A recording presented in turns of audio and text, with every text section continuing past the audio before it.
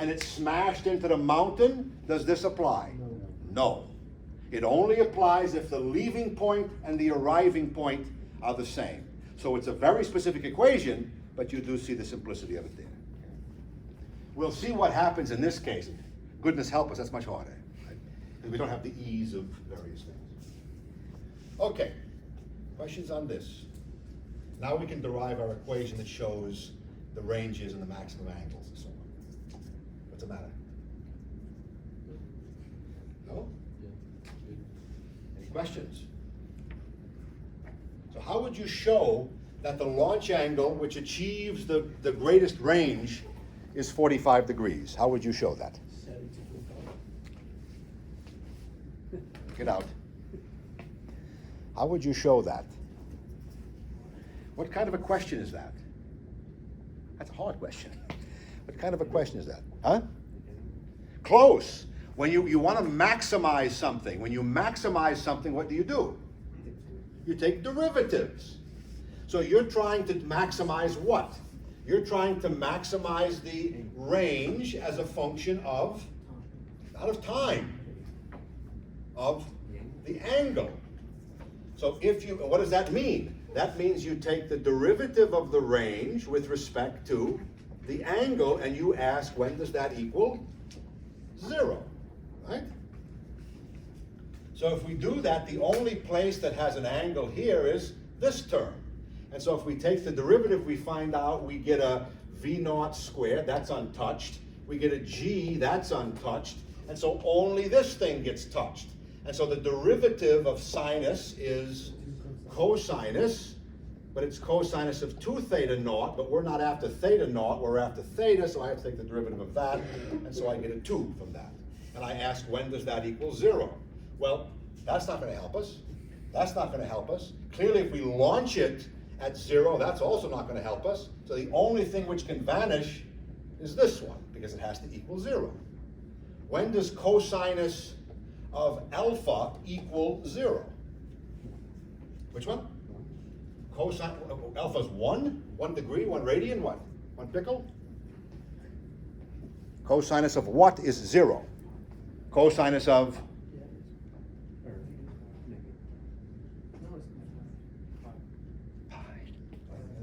Pi halves, right? Because cosinus is the x piece. So here's 0, that's 1. Here's 0, pi is -1. So clearly alpha has to equal what? Alpha must equal pi by 2. But what is alpha? 2 theta naught. So therefore theta naught is clearly pi by 4, which is 45 degrees. So 45 degrees is the angle which maximizes the range. If you shoot at 44 degrees, you will go smaller than the 45 degrees. If you shoot 10 degrees, less. 45 degrees maximizes the launch.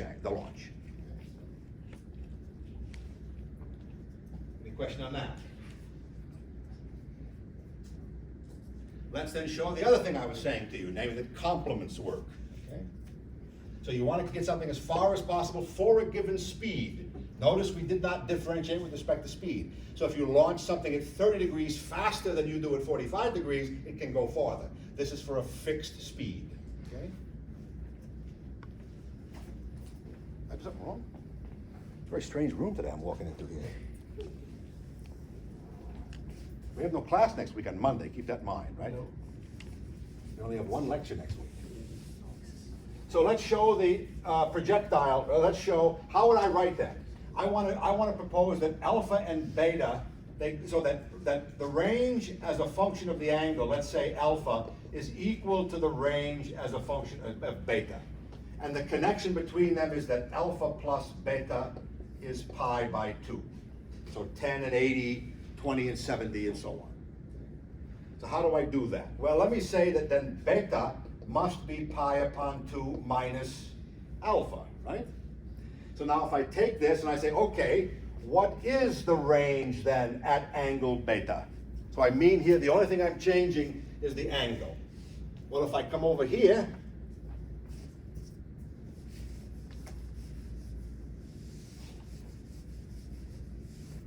then this is equal to what? This is equal to V0 squared upon G times the sinus of 2 times beta. I'm just substituting in for the launch angle, beta. But now if I substitute in this tidbit, correct, this becomes V naught squared upon G, sinus of 2 times beta, which is pi upon 2 minus alpha,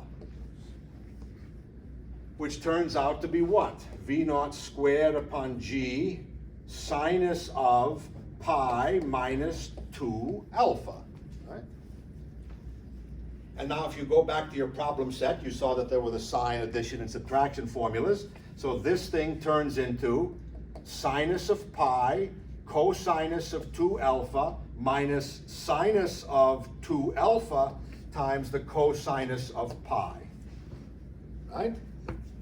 What is the sinus of pi?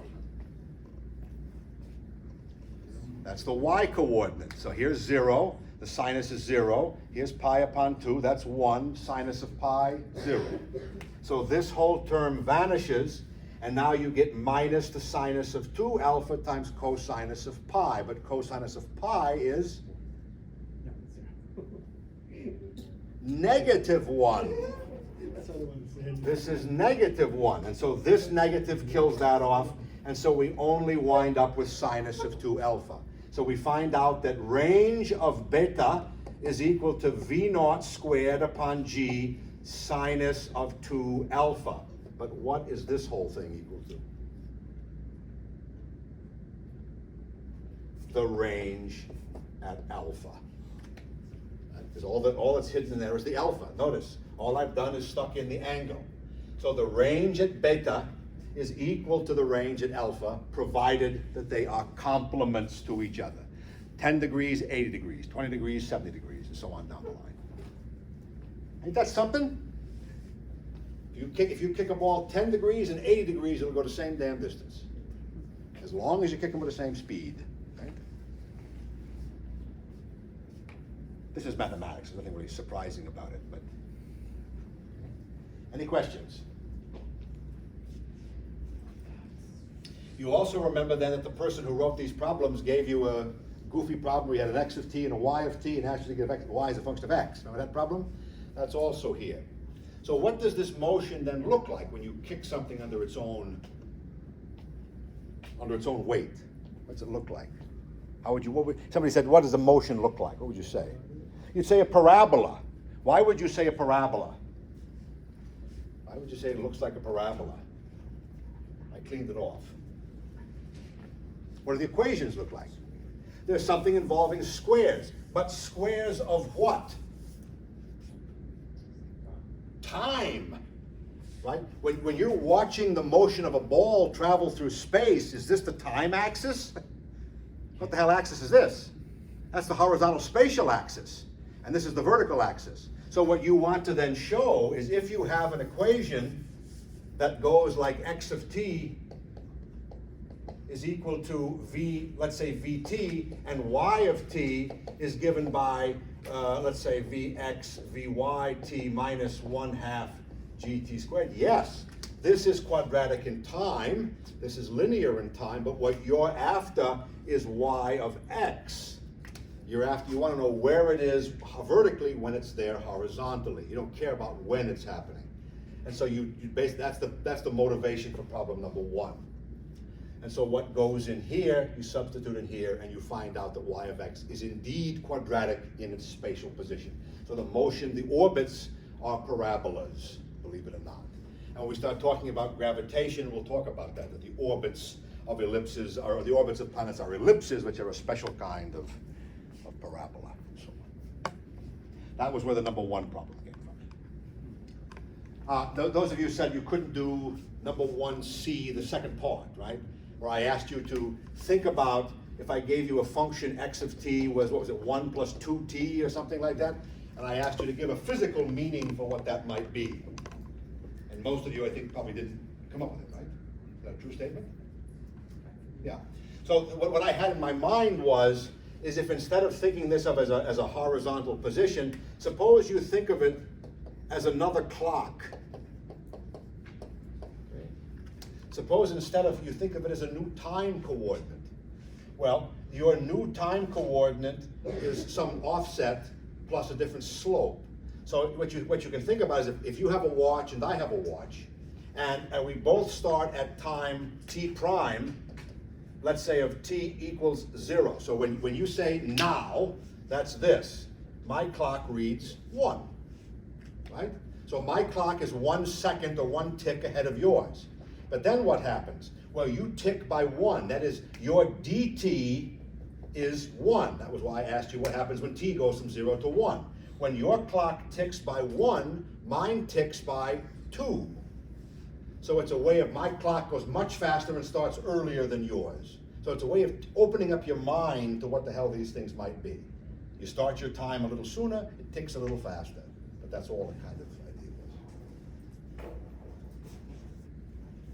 was. I don't know, a lot of you there seems a kind of rigidity in the way you approach things, about what you think about, X are always positions or something like that. That kind of rigidity won't get you anywhere. You need to sort of open up the mind a little bit to exploring different things. But that's a secondary goal, to try and understand what we're doing, right? That's the first part. Okay. Any questions on the theory? Now we'll do some practice problems. So this is chapter whatever. This is chapter 4, two-dimensional motion, but I put everything together. There is a special kind of two-dimensional motion that we're not going to do right now, which is this. This is also two-dimensional motion, believe it or not. We're going to save that for a couple of weeks. So we're only going to focus on up-through projectiles.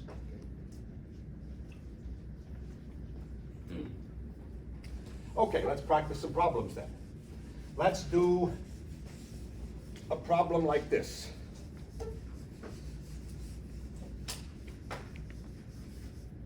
Okay, here's a good one. Yes, that's like a one and a two-dimensional problem. Here is this. Here's a little cliff. Okay? And the cliff is h meters tall. And let's suppose that we have a cart, a little rocket-powered cart or whatever right here. And it's capable of producing an acceleration a. Let's suppose that when this little cart accelerates constantly along here, when it gets right here, it trips a switch which powers off the motor. Okay? My question to you is, how far from the base of the cliff does it land? Okay. And let's suppose that A, because you become apoplectic if I don't give you numbers, let's suppose it's 100 meters per second squared. And let's suppose that the cliff is 250 meters tall. Okay. My question to you is, how far away does it land? What kind of problem is this? Free body. It's a kinematics problem, right? And there's two problems here. There is a one-dimensional problem right here, and there is a two-dimensional problem